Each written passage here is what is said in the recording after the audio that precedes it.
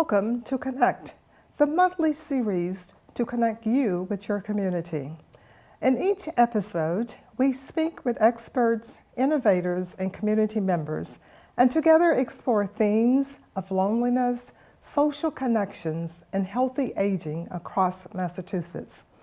I'm your host, Sandra Harris, the state president for AARP Massachusetts and co-leader of the Massachusetts Coalition to Build Community and End Loneliness. Alzheimer's disease continues to grow rapidly. In Massachusetts alone, there are more than 150,000 people aged 65 and older who are living with Alzheimer's and related dementia. This number does not include the 213,000 unpaid caregivers, mostly family members and loved ones, who care for them and whose lives are also impacted by the disease. And these numbers continue to grow. With 1 in 8 Americans over 65 living with Alzheimer's, it is likely that you already know someone impacted by the disease in your community. Unfortunately, too many people affected by dementia feel society fails to understand the conditions in which they live, its impact on their lives, or even how to interact with them. As a result, they sometimes withdraw from their community, especially as the condition progresses. With still so much to offer, they report feelings of loneliness and being cut off from society. There is more to a person with dementia. People living with dementia still have an incredible amount to offer our community. Here to share work that is being done to help people impacted by Alzheimer's to be seen and remain connected to their communities is Beth Soltzberg, who directs the Alzheimer's-related dementia family support program at Jewish Family and Children's Service in Waltham. Beth, welcome to Connect. Thanks for being with us today. Thank you so much, Sandra. I'm really honored to be here with you and your audience. Thank you. Beth, let's start. Why don't you tell us about the work you do at the Jewish Family and Children's Services and what inspired you to this work? Well, so our work includes many types of programs, including a support group and a lot of different types of guidance and assistance for individuals and families who are coping with dementia. And I know we're going to talk about some of those offerings in detail. What brought me to this work, so when I was in social work school, which was over 30 years ago now, I was drawn to working with older adults. And I will say most of my peers wanted to work with children, and I love children, but I always wanted to work with older adults. I was really interested in working with people who had a lifetime of experience under their belt and getting that perspective. And so in focusing on aging, I've done different things. I worked in hospice for a number of years, and then I've been focusing on dementia for the last decade. I do have a close family member living with dementia, but that makes me similar to so many people. Initially, it was just my fascination and commitment to helping people to age well that got me into this arena. So good for you, and so fortunate for us to have you doing the fabulous work that you do. Beth, why do you think it's important for us to begin changing the conversation about community support for people living with dementia? Unfortunately, when people develop dementia, there is a second burden that often comes along with it, and that is isolation.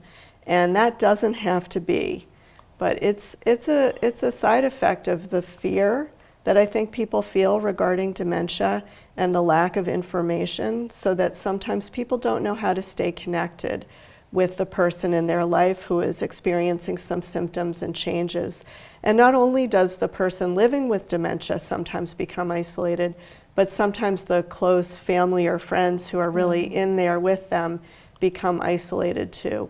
And so we really can and we need to change that. So tell us a little bit about what you're doing to help change the community's perception of this terrible disease. Two of the programs that we operate at JFNCS that really focus on the community response to dementia are Dementia Friends Massachusetts, which is a public awareness program, and the JFNCS Memory Cafe Percolator, which is a resource sharing network that helps organizations to start and run memory cafes. We run a memory cafe as well. And those are also programs that are very much about opening up community spaces for people. So let's spend some time talking a little bit more about Dementia Friends. That's just not just having a friend who has dementia, right? Yeah, absolutely. So this is actually a global program. Its roots are in Japan.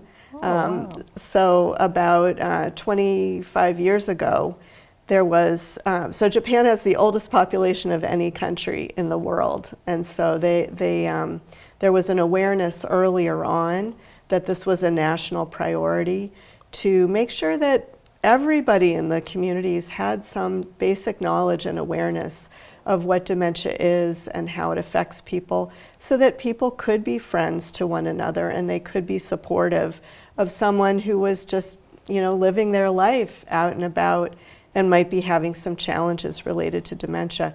So the public awareness concept started there, and then it was developed by the Alzheimer's Society in the UK. And ultimately, over 67 countries have implemented it, including the US. So JFNCS runs Dementia Friends for Massachusetts, and we're one of about 30 US states and territories that have a program right now.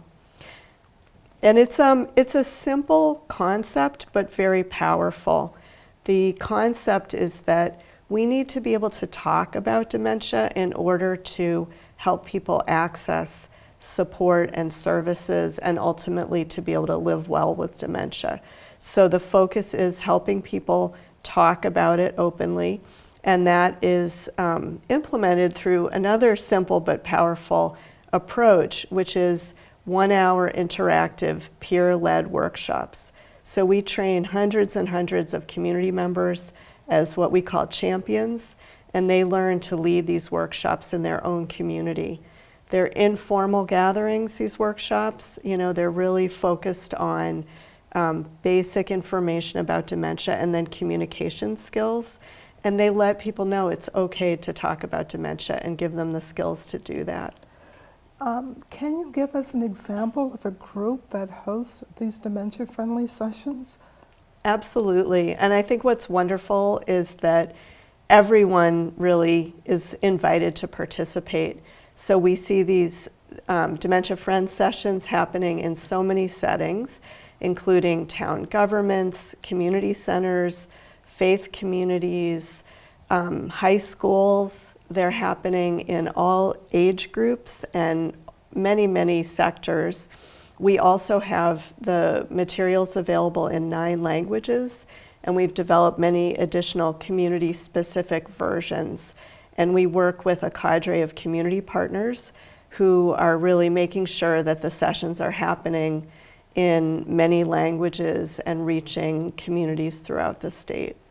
So how does a community organization or group find out about you? Do you promote these, and where do you send out the information? How would they know about the program, and to whom they should contact to be involved or participate in one of those programs? Absolutely, and we welcome everyone to come and participate. We have a website, dementiafriendsma.org, and people can find a session happening in their community, and they can also sign up for a champion training and learn how to lead the session themselves. And I will say, not only do people lead sessions for more formal groups, they also lead sessions for their own family.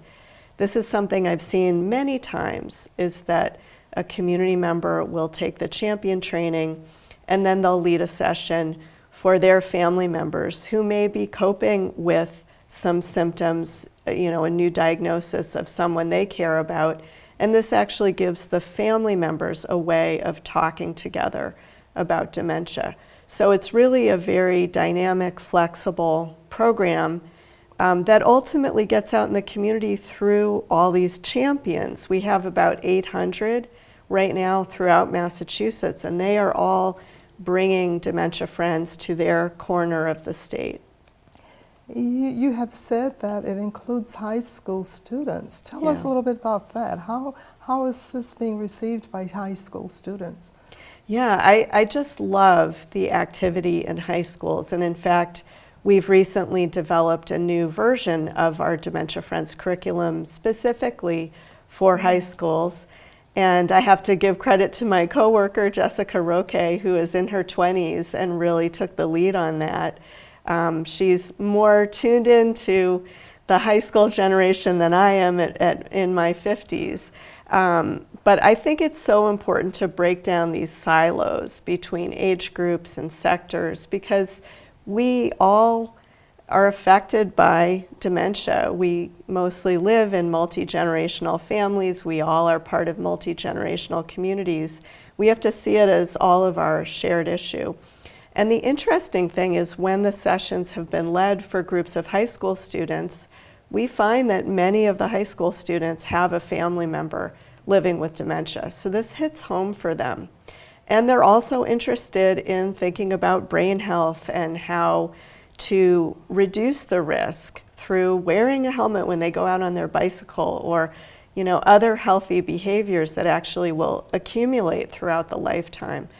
I think one of the most exciting and powerful ways that Dementia Friends is reaching high school students is that there are some schools that have juniors and seniors trained to be champions, and then they lead the session for the younger students. So it really is peer-to-peer, and that is very effective. So is it a separate, distinct program for high school, or is it just part of your Dementia Friends program? It's part of it. So there's a core workshop, and then we have adapted it to really fit the needs of different groups a little bit better, including the high school version. So for high schools who are interested in becoming a part of this program, what do you suggest they do? Do they contact your office directly? Yes. So the easiest step would be to visit our website, dementiafriendsma.org, and my contact information is there. And they can just feel free to reach out to me, and we'll figure out what makes sense for their timing, and we will do a champion training or the 1-hour session for them, whatever fits their needs. Oh, that's wonderful, Beth. We all hear about memory cafes and how wonderful they are. What are memory cafes? Or are they only in Massachusetts? And what happens at a memory cafe? Great questions. Memory cafes are welcoming social gatherings for people living with cognitive changes, does not have to be diagnosed, and those who care about them. So that can include family members, friends, and also professional caregivers if they have one. And they did not start here. They actually, the very first cafe was launched in Leiden, Holland, by a geriatric psychiatrist who had the idea that people would be more likely to feel comfortable talking about dementia in a warm, relaxed, informal environment, almost more like a party. And so he started the first cafe, and it's such a great idea that it spread throughout Europe and eventually came to the United States in about 2008 and has spread all over. I'm very proud to say Massachusetts is one of the states with the most cafes. We are right up there with Wisconsin. At this point, we have around 100 cafes throughout Massachusetts. Oh, now are these special places, or are they actually hosted at a cafe and the time is reserved for those with cognitive impairment, or are they just in special settings? They're in all kinds of places, and they're all independently run. So it really has been at the initiative of organizations and individuals throughout Massachusetts to find a space that works. Many of them are held at senior centers, many at libraries. There are some at cafes and restaurants, art centers, nature centers, community centers, all different kinds of places. nationwide, libraries have just surpassed senior centers as the most common setting, which I think is really exciting because a library is really a community space for people of any age. So I think it's, again, particularly good to break down some of those age silos and help us all see that this is something that affects all of us, and we all need to come together as a community to support people affected by cognitive changes and dementia. So who actually attends the Memory Cafe? Is it open to the public or is by invitation only? They are, because they're run by different organizations, there's different requirements. Some do require an RSVP, especially those that maybe have a smaller space, or maybe they offer lunch and just logistically they need that RSVP. But they are open to the public. They're free of charge. And Dementia Friends is also free of charge, I should have mentioned. And they are really places for people to come together and have fun, because joy is often one of the necessary ingredients for living well that sort of goes out the window when people are living with a chronic condition. And we really want to bring that back. People need joy. They need joy to make life worth living. And for people who attend along with someone they care about, it's kind of a battery recharge for that relationship, to be able to do something fun that's not, going to the doctor or kind of taking care of the day-to-day challenges of life, but is just spending time together and getting to enjoy one another.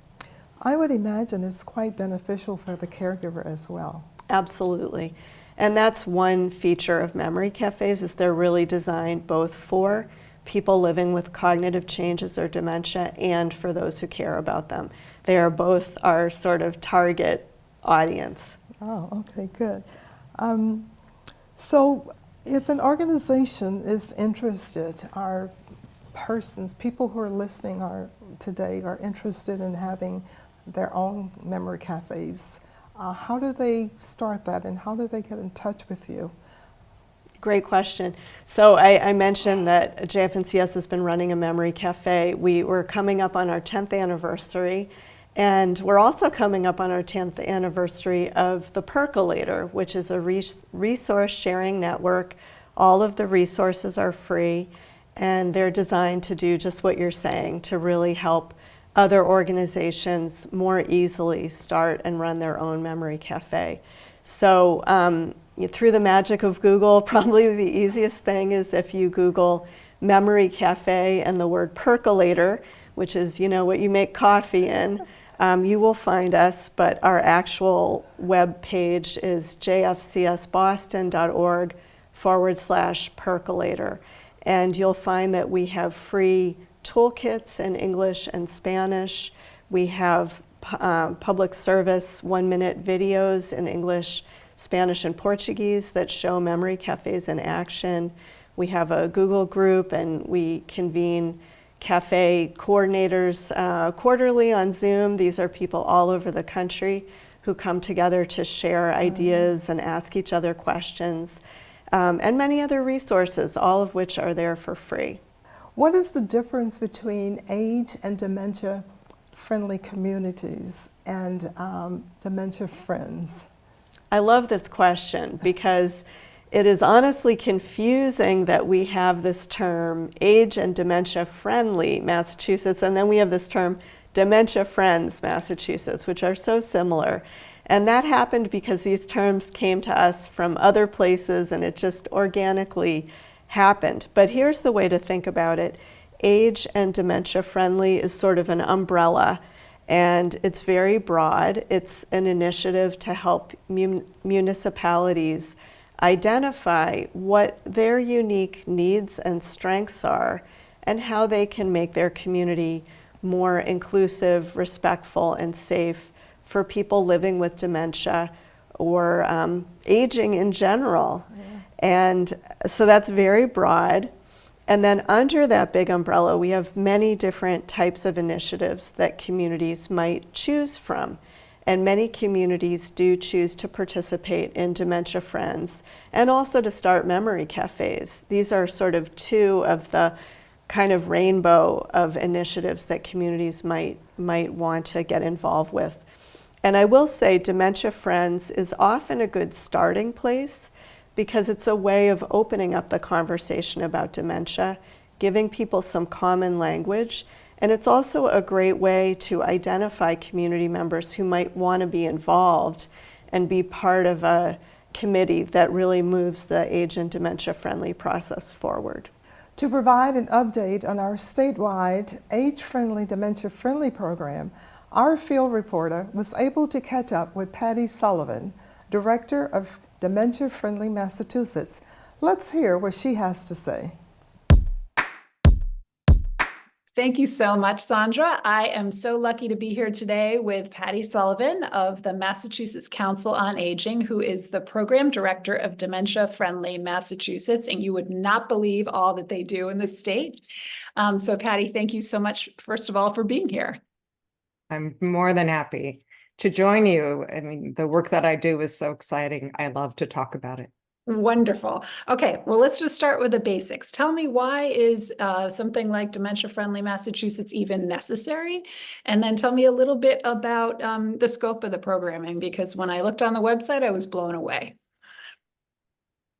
Well, there's a lot going on, but why is it necessary? Just, Cara, just while we're sitting here, 1 in 8 people who are 65 and older have dementia right now. And I can go on and on with the statistics, but the numbers are very powerful. And we're up against a few issues with dementia. First of all, people are afraid of it. And so they don't want to talk about it. So I'm Miss Cheerful, Miss Dementia, and I'll get anybody talking about dementia, no problem. And only because every single person that I meet, every single person you meet, you just don't ask about it, has a dementia story. Their mother, their teacher, the librarian, their neighbor, a deaconess, everybody has a story. And what we do is that we, through what's called the Dementia Friends program, which is sort of a stepping stone into the DFM work, we teach people to recognize dementia. How do you talk to somebody with dementia? Sort of what guidelines about working with someone with dementia, and then what you can do with that information. Those are very basic things. And it's very empowering, we find, that you're less afraid of somebody with dementia if you know what it is. Tell me a little bit about the process of customizing programming, in particular for different, towns and cities, and if there is a way for people living with dementia to shape that programming. Is that part of the process at all? It's part of the process. So what we do is listen a lot. We educate and we listen. We listen, we educate, we listen some more. That's what you've really got to do. And so we're invited into the community by, who knows? I get librarians invite me, senior center directory, town managers invite us. I end up at a table with a group of people who say they want to do this. And I listen and talk and look and see who's around the table. And I, show them the resources that I have. And I offer them templates for materials. And I ask them to come together as a group, to serve as an advisory group, to do some surveying work of some sort. They could do some focus groups. They could spend a lot of money and get a survey done. They could do their own survey. I mean, people approach it very different ways, but they've got to listen to their community. So we are able to sort of get them to come to consensus around a plan. And in the mix of that is, you got to talk to somebody living with dementia or a caregiver. And sometimes they invite that person to come participate in a meeting. And then everybody in the meeting has to learn dementia-friendly meeting techniques. Hmm. The hardest of which is that you have to wait a full minute for an answer, which is really hard. And also remembering when you're talking to somebody with dementia, if I ask you a question and you don't answer me after 30 seconds, I think she didn't hear me or she didn't understand my question. So I ask a second question. If you are a person living with dementia, I've asked you one question, you're trying to get the content and the information and the words together to answer it. And now I've asked you a second question. Really bad idea, Patty. So I've had to reorient how I talk to people if I think they have dementia. I wonder if you could just talk a little bit about the kind of programming that supports socializing for folks with dementia and also their caregivers, who I would imagine also really are struggling with isolation. So we encourage communities to start a variety of different programs. I mean, there's a huge connection between isolation and loneliness and dementia. And the CDC tells us that if you are really lonely and isolated, there's almost a 30% chance that you're going to develop dementia as part of that course. It's a lot. So we saw after the pandemic, not only more loneliness, but we saw much more dementia.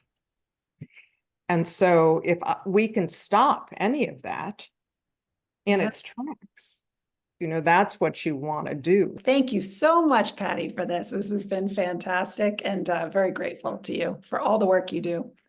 Well, thank you very much. I'm thrilled to be able to add a little insight into this whole conversation. And, anything that Sandra's doing, I know is going to be a great job. She's terrific to work with. So thank you. Thank you so much. Thank you, Cara. Beth, before leaving, what is the one thing you would like to leave with our viewing audience today? The research community is hard at work finding treatments for conditions that cause dementia, and we hear about that in the news, and that's very exciting. What I would like to leave your audience with is this: each of us every day can help to cure the isolation that so often accompanies dementia. So we don't have to wait for any particular medical cure for that piece, and we can help people be able to live well with dementia. Thank you, Beth. Thank you so much for being with us today and for all you are doing to support and enhance the lives of people who are living in our communities with dementia and their caregivers. And thanks to you, our audience. We hope to have inspired you to join us in increasing opportunities for meaningful connections by reaching out and becoming dementia friends. As always, we invite you to join us again next month for another episode of Connect. Until then, we urge you to reach out to your neighbors and those you love, especially those living alone. Visit us at inlonelinessma.com to watch past episodes of Connect, to learn more about the coalition and ways you can help to address the loneliness epidemic in the Commonwealth. Thank you.